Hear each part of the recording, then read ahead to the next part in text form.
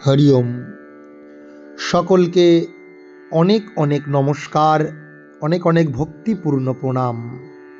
আজকের এই গীতা পাঠের 50তম পর্বে সকলকে অনেক অনেক স্বাগত।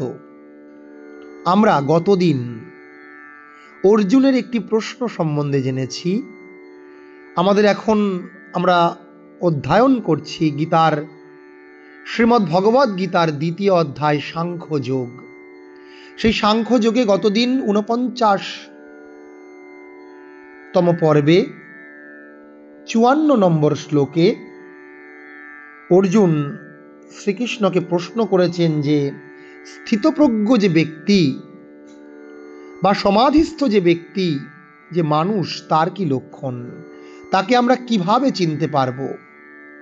সেই স্থিতপ্রজ্ঞ বা সমাধিস্থ ব্যক্তি কিম প্রভাসেত, কিভাবে কথা বলেন, কিম আস্থিতা, কিভাবে তিনি অবস্থান করেন, কিম ব্রজেত, তিনি কিভাবে বিচরণ করেন, তিনি কিভাবে আচরণ করেন, এই বলে অর্জুন শ্রীকৃষ্ণকে প্রশ্ন করলেন।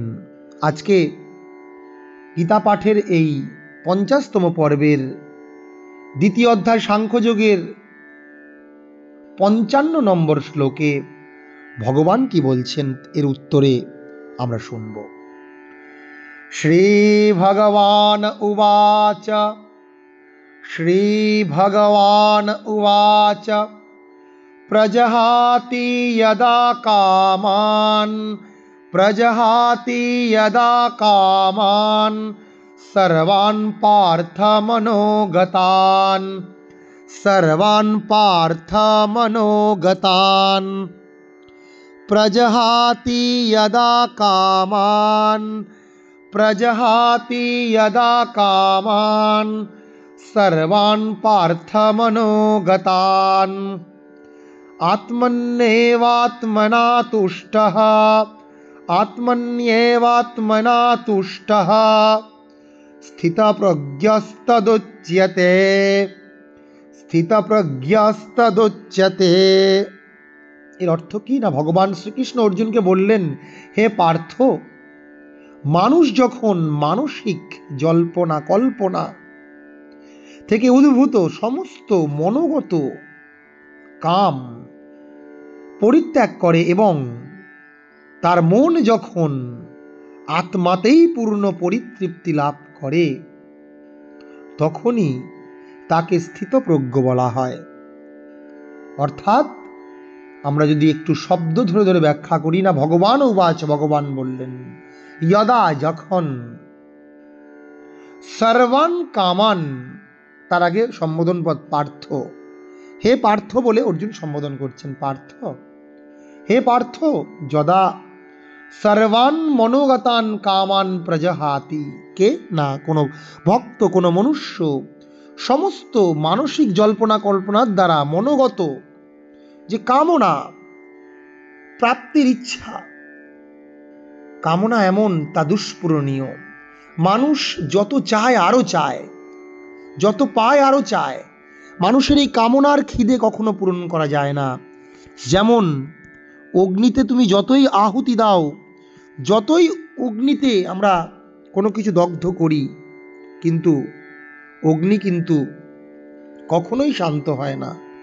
তেমনি এই মানুষ যখন তার মনোগত কামনাকে পরিত্যাগ করে, প্রজহাতি, পরিত্যাগ করে, ত্যাগ করে, প্রার্থনা আর করে না, এবং সে যখন আত্মনা, নিজে নিজেই আত্মনি, আত্মন্যে আত্মনি এব আত্মনা, আত্মন্যেব আত্মনা, নিজের দ্বারা যা পেয়েছি এভাবে নিজেকে বুঝিয়ে নিজেতেই নিজে, এব মানে অবশ্যই, তুষ্ট মানে সন্তুষ্ট থাকে।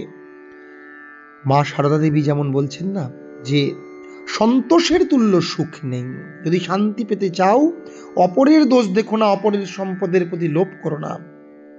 নিজের যেটুকু আছে তাতে যদি আমরা সন্তুষ্ট থাকতে পারি, তবেই কিন্তু আমরা শান্তি লাভ করতে পারবো। সেইভাবে নিজেই নিজেতে যদি আমরা সন্তুষ্ট থাকতে পারি, তখনই কিন্তু শান্তি পাওয়া যায় এবং স্থিতপ্রজ্ঞস্তদুচ্যতে, তখনই তাকে সেই ব্যক্তি তার প্রজ্ঞা স্থির হয়েছে, সেই ব্যক্তিকে কিন্তু স্থিতপ্রজ্ঞ ব্যক্তি বলা যায়। অর্থাৎ তার মন আর বিচলিত হচ্ছে না, তার মন চঞ্চল হচ্ছে না, মন এখন অচলা, নিশ্চলা, নিশ্চয়াত্মিকা, তার বুদ্ধি এখন স্থির হয়েছে। এরকম ব্যক্তিকে শ্রীকৃষ্ণ স্থিতপ্রজ্ঞ ব্যক্তি বলছেন। এর পরে পরে আরও অনেক শ্লোকে স্থিতপ্রজ্ঞের নানান লক্ষণের কথা বলবেন। আমরা আজকে এই 55 নম্বর শ্লোকে স্থিতপ্রজ্ঞের এই কথা জানলাম। আমরা শ্লোকটি আরেকবার শুনব।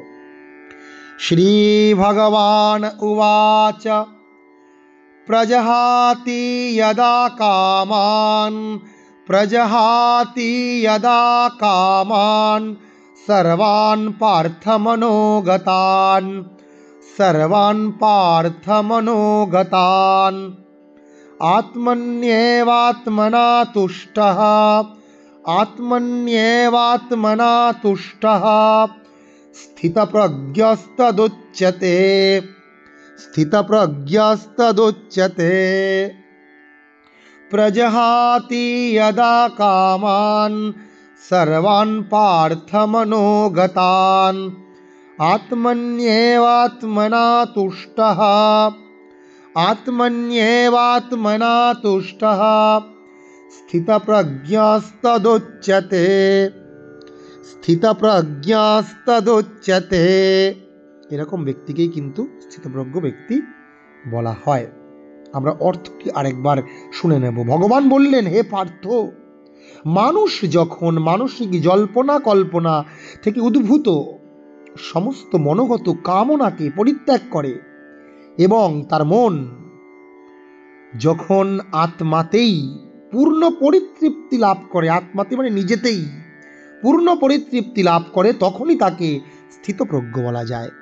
আজকে আমরা এই শ্লোকে স্থিতপ্রজ্ঞের একটি লক্ষণ জানলাম। আমরা এইভাবে নিরন্তর গীতা পাঠের অভ্যাস করব এবং যারা আমরা গীতা পাঠ শুনছি অবশ্যই আমরা এই গীতা পাঠ সকলের মধ্যে ছড়িয়ে দেব, সকলে যাতে শুনতে পারে। ভিডিওটি বেশি বেশি করে আমরা শেয়ার করব। সকলকে অনেক অনেক নমস্কার, ধন্যবাদ। সবাই ভালো থাকুন, সুস্থ থাকুন।